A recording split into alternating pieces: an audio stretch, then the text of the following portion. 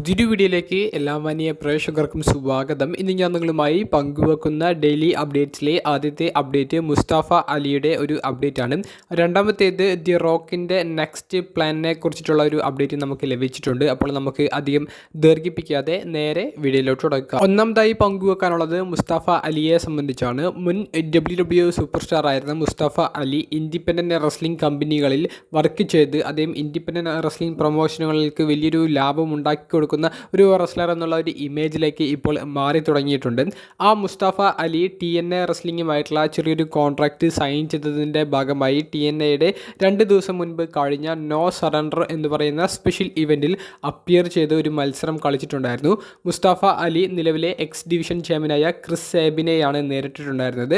മത്സരത്തിൽ മുസ്താഫ അലി ക്രിസ് സേബിൻ എന്ന TNAയുടെ ലെജൻഡറി റെസ്ലറിനെ പരാജയപ്പെടുത്തിക്കൊണ്ട് പുതിയ എക്സ് ഡിവിഷൻ ചാമ്പ്യൻ ആയി എന്നുള്ളതാണ് നമുക്ക് അറിയാൻ സാധിക്കുന്നത്. മുസ്താഫ അലിയുടെ ആദ്യ TNA റെസ്ലിങ്ങിന് വേണ്ടിയിട്ടുള്ള മത്സരമാണ് എന്നുള്ള ഒരു പ്രത്യേകതയുമുണ്ട്.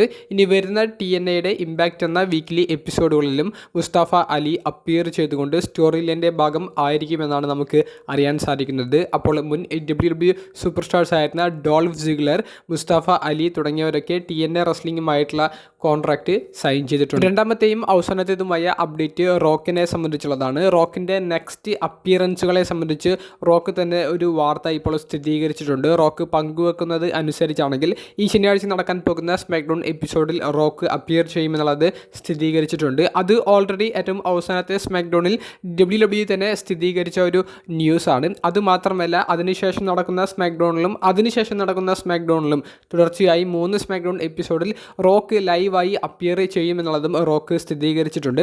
അപ്പോൾ കഴിഞ്ഞ ഏറ്റവും അവസാനത്തെ അപ്പിയറൻസിൽ റോക്ക് ബ്ലഡ് ലൈനിലെ ഒരു അംഗമാണ് എന്നുള്ളത് സ്ഥിരീകരിച്ചതിലൂടെ ബ്ലഡ് ലൈനും റോക്കും ഒരുമിച്ചുള്ള സ്റ്റോറി ലൈനാണ് എല്ലാവരും പ്രതീക്ഷിച്ചിരുന്നത്. അപ്പോൾ തുടർച്ചയായി സ്മാക്ഡൗൺ എപ്പിസോഡിൽ അപ്പിയർ ചെയ്യുമ്പോൾ അവരുടെ സ്റ്റോറി ലൈനിൽ ഇനി വളരെ കൃത്യമായിട്ടുള്ള എന്തൊക്കെയോ പറഞ്ഞു പോകാനുള്ള പ്ലാൻ ക്രിയേറ്റീവ് ടീം തയ്യാറാക്കിയിട്ടുണ്ടെന്ന് അർത്ഥം.